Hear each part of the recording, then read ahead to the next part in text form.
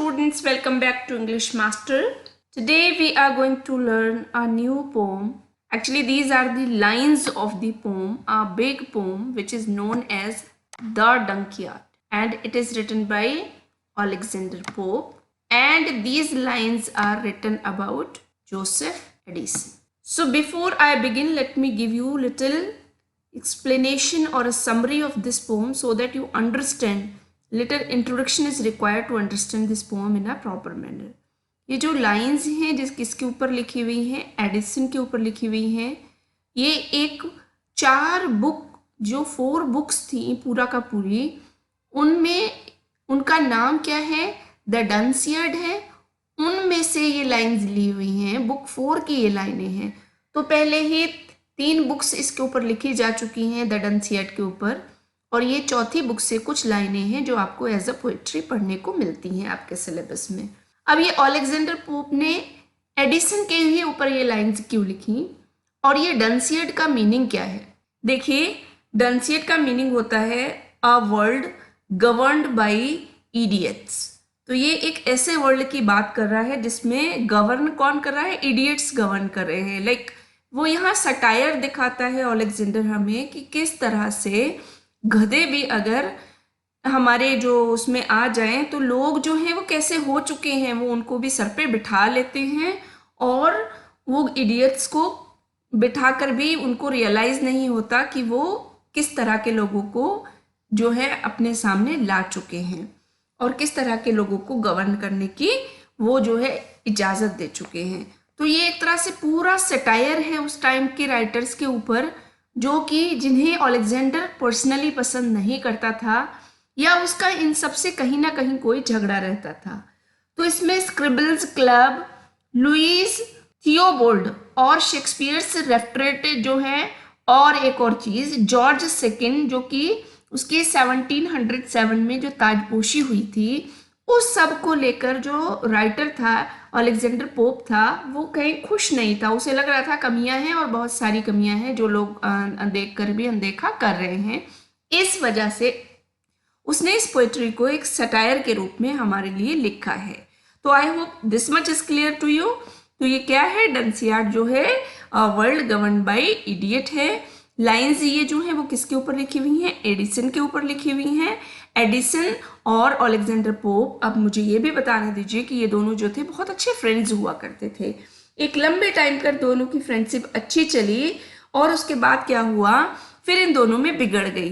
फिर एडिसन जो था अलेक्जेंडर पोप के लिए एक ऐसा मुख्य कैरेक्टर बन गया जिसके बारे में वो सटायरिकल चीज़ें लिखता रहता था. Like they were friend before but later in the end what happened, he started writing about satirical poems and other matters for him because they were no more friends anymore. Clear? अब हम चलते हैं poetry की तरफ. देखिए, इसमें start होती हैं तो ये स्टार्टिंग बीच से ली हुई है. ये बुक 4 में ऊपर भी नीचे भी बहुत लंबी पोएम है, वो सब जा चुकी है. ये बीच से कुछ लाइनें हैं जो आपकी बुक में है. The embroidered suit, at least he deemed his prey. That suit an unpaid tailor snatched away. No rag, no scrap of all the beau or wit that once so fluttered, that once so writ. Writer कहता है कि वो जो embroidered suit था वो क्या था, वो बहुत अच्छा एम्ब्रॉयडर्ड मीन्स कढ़ा हुआ जिस पर डिजाइनिंग की हुई थी सूट था. उसने क्या किया, उसे लगा कि इसी को मैं अपना शिकार बना लूं, एक ऐसे इंसान को अपना शिकार बना लूं जिसने बहुत सुंदर सा अच्छा प्यारा सा कढ़ा हुआ सूट पहन रखा है. That suit an unpaid tailor snatched away. लेकिन क्या हुआ, एक अनपेड, एक ऐसा टेलर आया जिसने उस सूट को तैयार किया था, वो उसे स्नैच अवे यानी छीन कर ले गया. अब क्या हुआ, जिससे छीना उसके पास क्या बचा, no rag, no scrap, piece of all view. Scrap means टुकड़े, और ब्यू मीन्स हैंडसम ये सुंदर, और विट मीन्स वाइज. उस आदमी के पास जो सुंदर दिखता था और वाइज भी था, क्या नहीं बचा, ना तो कोई रैग और स्क्रैप, कोई एक कत्तर भी नहीं बची उसके पास. That once so fluttered and that once so red. तो कहता है वो यहाँ वहाँ फड़फड़ाता घबराता घूमता रहा, जो कि जैसे कि हमारा कोई लीगल डॉक्यूमेंट खो जाता है और हम परेशान हो जाते हैं, उसी तरह हम देख सकते थे कि वो भी परेशान घूमता फिर रहा था। अब सटायर क्या है, ये तो हो गया सीधा सीधा मीनिंग। सटायर समझाती हूँ। देखिए पहली लाइन से पता चलता है कि एम्ब्रॉयडर्ड सूट था, उसे देखकर जो है किसने, डलनेस ने उसको अपना प्रे बनाया। अब मुझे यहाँ डलनेस को भी बताने दीजिए, डलनेस कौन है। एक्चुअली यहाँ हम डलनेस के बारे में पढ़ रहे हैं।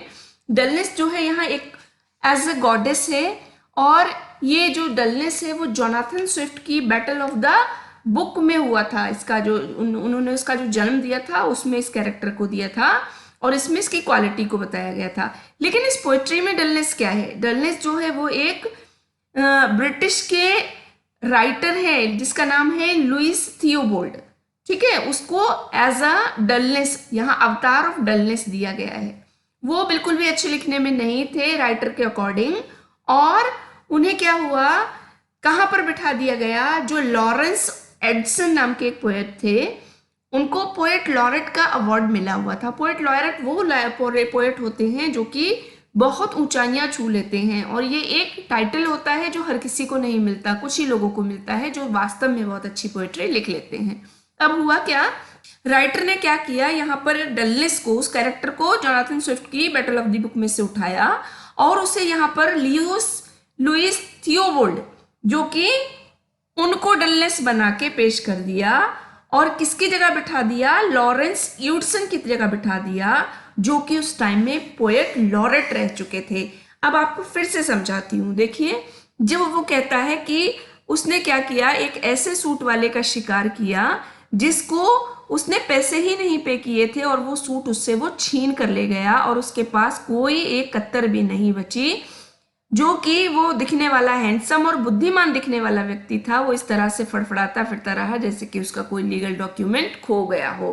तो इससे पता चलता है कि उधार की ली गई हुई चीजें या वो चीजें जो हम किसी दूसरे से चुरा लेते हैं, अगर हम उनको अपना बनाना चाहें तो एक दिन वो हमसे छिन ही जाती हैं, और जो हमारी दिखावटी हैंडसमनेस और जो विजडम है वो सब क्या होती है, वो हमसे छीन ली जाती है और हम फड़फड़ाते हुए रह जाते हैं। तो राइटर यहाँ सटायर कर रहा है कि दुनिया में लोग ऐसे भी हैं जो दूसरों से चुरा लेते हैं चीजें, अपना उनका कुछ भी नहीं होता, और फिर वो बाद में जब उनसे छीन ली जाए तो वो फड़फड़ाते हुए घूमते फिरते हैं और उनके पास कुछ भी स्पेशल नहीं रह जाता। क्लियर, आगे बढ़ते हैं। Heaven rings with laughter of the laughter rain.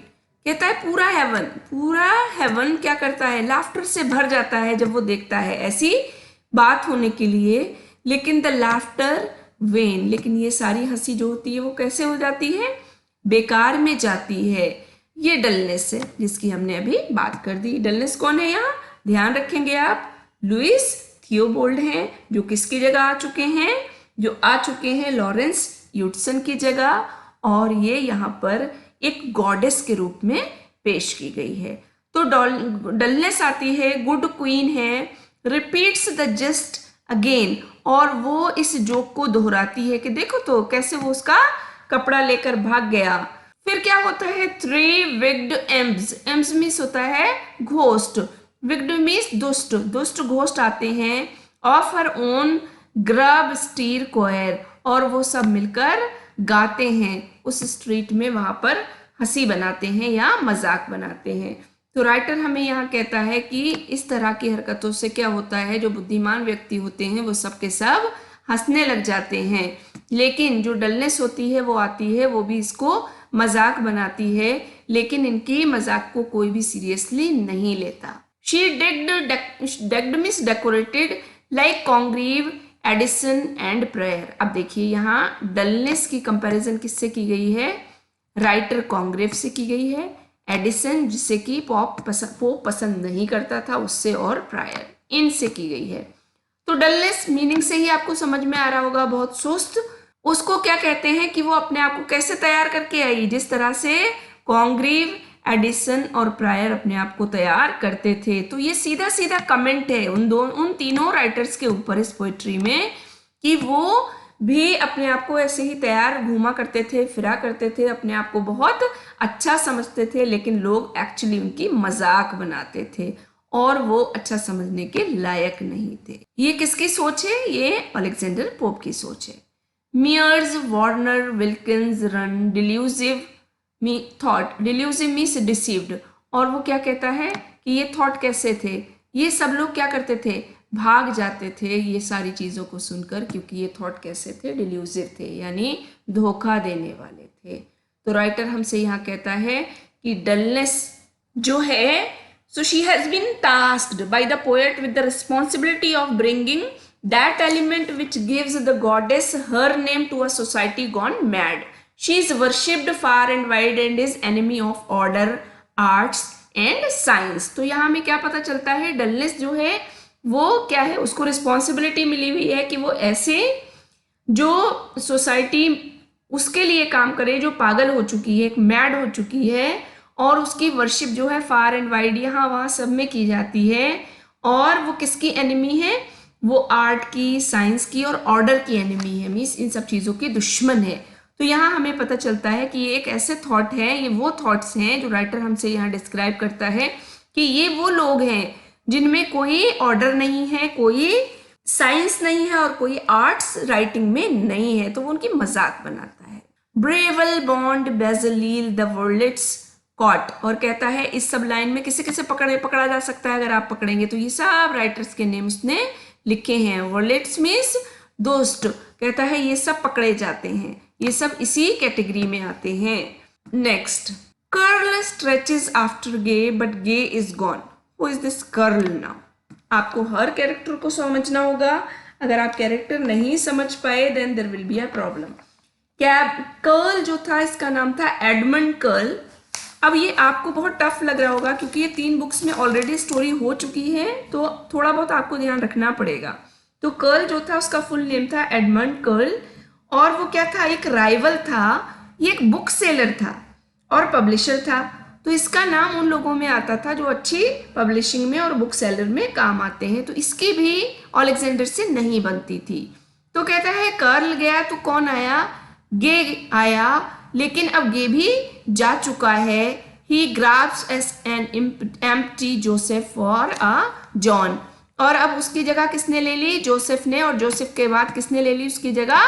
John ने ले ली। कहता है ऐसे ही लोग चेंज होते रहते हैं, जैसे जैसे टाइम गुजरता है वैसे वैसे राइटर्स चेंज होते रहते हैं। तो वो बताता है कि कर्ल जो कि बहुत ही चालाक और एक बड़ा राइवल था किसका? अलेक्जेंडर पोप का, वो जा चुका है। और उसके बाद कौन आ चुका है? गे आ चुका है, और गे भी जा चुका है। और उसके बाद उसकी खाली जगह को जोसेफ ने ले लिया, और जोसेफ के जाने के बाद उसकी खाली जगह को जॉन ने ले लिया। तो यहाँ राइटर कहने की कोशिश कर रहा है कि लोग डिफ्रेंशिएट नहीं कर पाते कि किसकी क्या क्वालिटी रही होंगी। So Proteus hunted in a nobler shape became when seized a puppy और एन एप। तो ये प्रोटियस कौन है? एक और कैरेक्टर आया। ये प्रोटियस जो है ये कहाँ रहता था? Near the mouth of Nile river, जो नील रिवर है उसके माउथ के पास रहता था। ये अर्नेस्ट हेमिंगवे की एक बुक है the old man, an old man and the sea, ये उसका कैरेक्टर है। ये पानी के देवता माने जाते हैं। तो वो किस शेप में आता है? एक नॉबलर शेप में आता है, और वो हंट करता है, शिकार करता है। उसे लगता है खुला आसमान है, शिकार कर लूं, लेकिन जब वो झपट्टा मारता है तो हाथ में क्या आता है? एक पपी या एक एप, यानी लंगूर, बबून जिसे हम कहते हैं। तो राइटर हमसे यहाँ कहता है कि in order to catch something very good Proteus attacks और hunts, but what he gets in return? He gets either a puppy और एन एप। तो वो कहता है कि ये जो लोग बड़े बड़े नाम के साथ घूम रहे हैं ये कुछ भी नहीं है, ये पपी और एप जैसे हैं। Like they have nothing much good in them, they are not filled with the qualities that writer looks into and he thinks that they are to be satirised. उनकी मजाक बनानी चाहिए। तो यहाँ पर उसने ये पपी से और एप से इन लोगों की तुलना की है। आगे देखिए, to him the goddess son thy grief lay down. और फिर क्या होता है? गॉडेस जो होती है, कौन सी गॉडेस? वही जिसकी हम बात कर रहे हैं, जो डलनेस है, उसका बेटा क्या होता है, वो देखती है कि उसने ऐसा किया तो वो क्या करती है, ग्रीफ, दुख में लेट जाती है। जब देखती है कि प्रोटियस ने हंट किया और हंट करने के बाद उसके हत्थे कौन चढ़ा, एक पपी या एक एप चढ़ा, तो वो वहां पर दुख में लेट जाती है। And turn this whole illusion on the town, और ये पूरा इल्यूजन, ये जो भ्रम है वो पूरे टाउन में, पूरे नगर में फैल जाता है। As the sage cunning dame is lady experienced in her trade by names of toasts retail, each battered miss useless jade miss tired horse। अब क्या होता है, वो यहाँ पर एग्जाम्पल देता है कि कैसा हुआ होगा जब प्रोटियस ने उस पर हमला किया और उसे हत्थे क्या चढ़ा, एक एप या एक बबून या फिर उसको एक पपी। एग्जाम्पल देता है कैसा हुआ होगा, एक सेज मिस कनिंग, जो चालाक एक लेडी थी, उससे जो व्यापार करने का बहुत एक्सपीरियंस था, और वो क्या करती थी, उसने क्या किया, टोस्ट के नाम पर अपने कुछ बेकार से थके हुए घोड़ों को बेच दिया। टोस्ट एक अच्छी वैरायटी के घोड़े होते हैं जो कि रेस में काम आते हैं, ठीक है।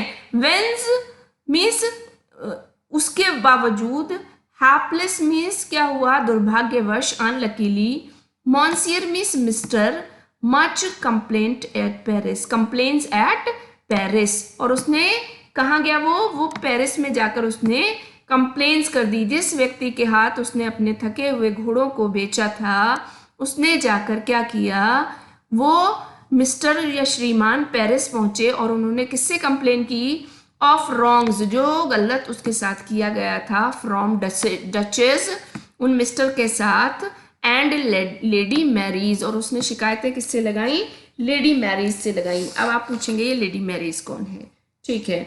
लेडी मैरीज जो है, she was the last queen of France before French revolution, जो फ्रेंच रिवॉल्यूशन हुआ था उससे पहले जो लास्ट क्वीन थी फ्रांस की, वो मैरीज थी। तो कहता है उस टाइम इनकी की भी पोजीशन कोई खास नहीं रह गई थी। तो राइटर कहता है बिल्कुल उसी तरह से उनसे भी जाकर उसने अपनी शिकायत लगाई मैरीज से कि उसे थके हुए घोड़े बेच दिए गए और उससे क्या ले लिया गया, उसे पैसे ले लिए गए या धोखा दिया गया, उससे टोस्ट के नाम पर वो थके हुए घोड़े बेच दिए गए, है ना। तो यहाँ तक हमने क्या पढ़ा, यहाँ तक हमने पढ़ा कि जोसेफ एडिसन कहता है कि गे के बाल भी उसकी तरह घुंघराले थे और गे इस दुनिया से चला गया और एडिसन रह गया है, और गे के जो नकली बाल थे उसी की तरह उसने प्रोटियस, कहता है वो बाल अब उसने अपने ले लिए हैं, ठीक है। किसने, गे ने वो नकली बाल अपने पास लगा लिए हैं, बिल्कुल एडिसन की तरह। तो इससे क्या पता चलता है, इससे पता चलता है कि वो लोग कॉपी किया करते थे एक दूसरे को। तो अब वो कहता है, आगे बताता है कि जो प्रोटियस था, जो समुद्र का देवता था, उसने क्या करा, बहुत बड़े आकाश को समझकर एक शिकार कर दिया, और उसे गलती से उसने क्या देखा कि वहां पर वो या एप था या फिर एक पपी जैसा कोई शिकार उसके हत्थे चढ़ा। कि ये लोग जो समझते थे कि ये राइटर बहुत बड़े हैं, बहुत महान है और बहुत अच्छा करते हैं, लेकिन वास्तव में निकलता क्या था कि वो एक एप या पपी जैसे निकलते थे। Like they did not have much attributes in them, and instead they were supposed to be only when they were supposed to be very wealthy in terms of literature or their learning skills, but they used to be as stupid as a puppy or an ape। तो वो कहता है कि Proteus की इस हरकत को देखकर गॉडेस क्या हो गई, उदास हो गई, और उसकी उदासी की वजह से पूरा नगर उदास हो गया। पूरा नगर क्यों उदास हो गया, क्योंकि सबके सब इडियट्स थे, और वहां पर जैसी गॉडेस थी डलनेस की गॉडेस, वैसे ही लोग थे। उसकी उदासी का मतलब बाकी के लोगों का भी उदास हो जाना था। और इसकी उदासी कैसी थी, बिल्कुल ऐसी जैसे कि कोई चालाक औरत ने टोस्ट के नाम पे अपने निकम्मे घोड़े बेच दिए थे। और क्या हुआ था, उसकी शिकायत जो थी, किसने, उस आदमी ने जिसके हाथ बेची गई थी, उसने जाकर पेरिस की रानी से कर दी थी। So here we find that there is a comparison between Joseph Edison and Gay. Writer says that Gay was gone from this world, but Edison was still left. And what he does, he also keeps the hair just like Gay. And he later introduces Proteus, and he tells that he was a god of oceans, and he made a prey, but the prey was the prey was not much effective as he had thought of it. Of seeing this, goddess of dullness became sad, and the town also turned so sad. And this has been compared with a lady who was very clever and who had sold out her tired horse on the name of Toasts. And that man was so unhappy that he reaches to Lady Marys and he complains about her, who was the last queen of France. आगे देखें. Be thine my stationer, this magic gift. Writer कहता है कि ये जो मेरा स्टेशनर, ये जो मेरा पब्लिशर है, जो मेरा ये प्रकाशन है जिसे मैंने लिखा है, दिस मैजिक गिफ्ट, कहता है ये एक मैजिकल गिफ्ट साबित होने वाला है. मीन्स इतनी बुराइयां लिख दी. कुक जो कि अमेरिकन राइटर था, शेल्बी प्रायर, वो क्या बन जाएगा? ऑस्ट्रेलियन राइटर बन जाएगा. एंड कॉनकेनियन क्या बन जाएगा? ओलिवर स्विफ्ट बन जाएगा. वो कहता है जब ये सब लोग मेरे इस मैजिकल गिफ्ट को पढ़ेंगे तो ये सब अपनी अपनी पोजीशंस को चेंज कर लेंगे. लाइक वो हमें सटायर बताता है कि उस टाइम में एक होड़ लगी हुई थी, ये इनकी तरह बनना चाहते थे, ये इनकी तरह बनना चाहते थे. लाइक वो लोग जो उस टाइम में सफल होते थे, लोग उनको फॉलो किया करते थे और उस फॉलो करने में क्या उल्टा सीधा वो हमारी सोसाइटी को दे पाते थे और सोसाइटी उससे भी हैप्पी होती थी. वो सटायर है जो वो राइटर्स के ऊपर करता है, क्योंकि राइटर्स ने उसके बहुत सारे राइवल्स थे. So shall each hostile miss critics name become our own, कहता है और मेरा नाम किस में आ जाएगा? क्रिटिक्स में, कि मैं सबकी बहुत आलोचना करता हूँ. And we to boast our Garth and Addison, और कहता है मैं यहाँ बताना नहीं भूलूंगा कि मैं किसके बारे में बहुत शेखियाँ मारता था, गार्थ और एडिसन के बारे में भी, मैं उन दोनों को मेंशन करना भी यहाँ नहीं भूलूंगा. मैंने आपको स्टार्टिंग में बताया था एडिसन से उसकी अच्छी फ्रेंडशिप थी, लेकिन बाद में वो एक दूसरे के बहुत बड़े राइवल हो चुके थे. तो वो यहाँ इसी को बताता है, कहता है अब मैं लोग जानेंगे कि मैं जो शेखियाँ बगाड़ता था इन दोनों के बारे में वो भी अब कोई खास नहीं है. लाइक यहाँ उसने ओपनली उन दोनों को मेंशन करके ये दुनिया को प्रूव कर दिया कि they were not friends anymore. With that she gave him pities means pity of his case means मामला, और फिर उसको सुनकर वो क्या करती है? वो एक दया भरी पिटी से भरी हुई क्या देती है? एक लुक देती है. Yet smiling at rueful me sad length of face, और उसका चेहरा बहुत दुखी है. किसका? डलनेस का. क्यों डलनेस दुखी हो गई यहाँ पर? क्योंकि राइटर ने अब दुनिया को बता दिया कि कोई भी राइटर उतना महान नहीं है जितनी ये स्टूपिड पब्लिक या इडियट लोग उनको समझ रहे हैं. वो सब एक होड़ में चल रहे हैं, वो एक दूसरे को कॉपी कर रहे हैं, और जब उनको आप बहुत बड़ा शिकार समझकर उन पर हमला करो तो वो बंदरों और लंगूरों से बढ़कर नहीं है. तो कहता है कि अब सैडनेस जो है, जो डलनेस है, उसको पता चल चुका है, तो इसलिए उसके चेहरे पर सैडनेस आ चुकी है. शैगी मीन्स गंदी, टैपेस्ट्री मीन्स होती है एक वॉल हैंगिंग जो हम दीवार से लटका देते हैं.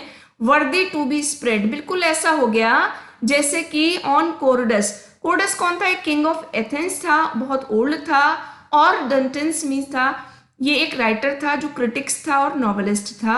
मॉडर्न बेड, कहता है ये जो बेड होते हैं मॉडर्न बने हुए, कहता है इन सब राइटर्स को, जो पुराने अच्छे राइटर्स हुआ करते थे, उनकी कॉपी करने की होड़ में ये जो कर रहे हैं वो पता किस तरह से? उस तरह से है जैसे किसी नए से बेड के ऊपर कोई ये फटे पुराने गंदे से कपड़ों को लटका दिया हो. यानी खूबसूरत बेड की सुंदरता को ऊपर से इन फटे चित्रों से ढक दिया गया हो. तो उसने खूबसूरत बेड कैसे कहा है? वो लोग जो वाकई में बहुत इंटेलिजेंट हुआ करते थे उस टाइम में. और ये शैगी टेपेस्ट्री उसने किसको कंपेयर किया है? इसने उन लोगों को कंपेयर किया है जो होड़ में लगे हुए हैं और जो उसके राइवल्स हुआ करते थे और जिन राइटर्स को वो पसंद नहीं करता था. इंस्ट्रक्टिव वर्क, इंस्ट्रक्ट समझते हैं आप, किसी को इंस्ट्रक्शन देना. कहता है मेरा काम क्या है? मेरा काम यहाँ पर यही है कि मैं लोगों को इंस्ट्रक्ट कर पाऊं. हुज राई मीन्स होता है फोल्डेड, माउथ मीन्स चेहरे, पोर्ट्रेट मीन्स पोर्ट्रे किए हुए हैं, बनाए हुए हैं. तो कहता है मैं सिर्फ लोगों को इंस्ट्रक्ट करना चाहता हूँ कि वो ध्यान से देखें कि जो चित्रकारी है वो टेढ़ी मेढ़ी की हुई है. Like they are not able to do what they have been doing repeatedly. They have no right to be called very wise and intelligent people displayed the fates her confessors endure. Endure means होता है bear करना, सहना. confessors means होते हैं follower. कहता है ऐसे लोग जो उन पर क्या करते हैं, उनको फॉलो करते हैं, जो बिल्कुल निकम्मे और बेकार राइटर्स हैं उनको फॉलो करते हैं, तो वो अपने फेट को यानी अपने भाग्य को भुगतने के लिए तैयार हो जाएं. वो देख पाएंगे कि लास्ट में जो डिस्प्ले होगा वो किस तरह के लोग थे. Like when they will be able to understand what kind of people those were, they will surely laugh and they will think that what kind of people they had been following in their past. तो यहाँ हमने क्या देखा, writer कहता है कि जो मेरा जादुई प्रकाशन जो है, ये जो बुक है, वो क्या होगा, वो उसको पढ़ने के बाद प्रायर जो होगा वो कुक जो होगा वो प्रायर बन जाएगा और कॉनकेवन स्विफ्ट बन जाएगा. इस तरह हमारे सारे जो विरोधी हैं वो क्या हो जाएंगे, अपने बन जाएंगे. कहता है सारे लोग जो मुझे बहुत बुरा समझते थे वो मेरा अपने बन जाएंगे. और कहता है कि हम भी किसके बारे में, एडिसन के बारे में और गार्थ के बारे में खूब बड़ी बड़ी बातें कर पाएंगे, अहंकार से भरी हुई बातें करेंगे उन दोनों की तरह जैसे वो दोनों करते थे. तो यहाँ वो बता रहा है ना छेपी लैंग्वेज में कि वो दोनों को बिल्कुल नापसंद करता था. और कहता है कि नीरसता के जो गॉडेस हैं उन पर भी उसे हमदर्दी है. बताता है कि उसे कवि बनाकर जिस तरह से वो मुस्कुरा रहा है ऐसा लगता है जैसे नए बेड पर कोई पुरानी चादर हो, है ना. और जो देवी है वो भी इस काम से दुखी हो रही होगी और शर्मिंदा हो रही होगी कि उसने ऐसी चीज को क्यों चुना जो कि ठीक नहीं था. वो क्यों आइडेंटिफाई नहीं कर पाई कि जो गलत था वो गलत था और जो सही था वो सही था. तो इस तरह से ये पोएट्री सैटायरिकल मोड में खत्म होती है. और यहाँ पर राइमिंग कपलेट का यूज किया गया है. आप ईच लाइन को ध्यान से देखिए. There are rhyming couplets use. Pray का अवे, विट का writ. Couplet means two lines joined together. तो हम ये देखते हैं विट और रिट राइम दे रहे हैं. Pray and away, vain and again, choir and prior, thought and caught. तो इस तरह से ये क्या है, राइमिंग कपलेट है. पोएट्री एंड हो जाती है, पूरा सटायर है. हर लाइन में एक न्यू मीनिंग छुपा हुआ है और पूरी की पूरी लाइंस जो हैं वो आज के राइटर्स पर या उन राइटर्स पर एक ऐसा सटायर या एक ऐसा कमेंट है जिन्हें कि अलेक्जेंडर पोप पसंद नहीं करता था. किसी न किसी वजह से वो उनसे चिढ़ा हुआ था. तो वो सारी लाइनें उसने ओपनली लिखकर यहाँ सारे लोगों को अपने लिए वो क्या करता है, ओपनली इनवाइट कर लेता है कि अब आओ और मुझसे बहस कर लो. तो ये पोइट्री जो है ये बहुत ज़्यादा उसके कमेंटल और सटारिकल वर्क में से एक है जो लोगों में बहुत या डिफेम कह लीजिए या आप इसको फेमस कह लीजिए, लोगों में जानी जाती है. Thank you, students. We will soon meet in next video. Till then, take care and do not forget to subscribe the channel to keep yourself updated. Take care.